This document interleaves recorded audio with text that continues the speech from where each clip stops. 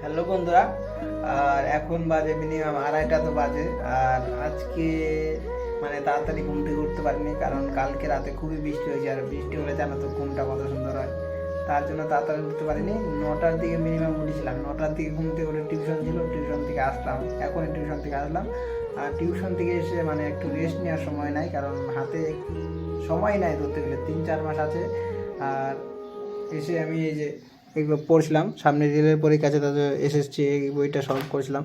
আর এদিকে তো এগুলো সায়েন্সের বই, এগুলো সব, কারণ সামনে মে মাসের কয় তারিখে ডেটটা যায় না, মে মাসে নিট পরীক্ষা আছে। আর জুলাইয়ের 13 তারিখ না 14 তারিখে মানে জেন পাস আছে, দুটোর মধ্যে একটা লাগাতে হবে। তার জন্য প্রিপারেশান নিচ্ছিলাম।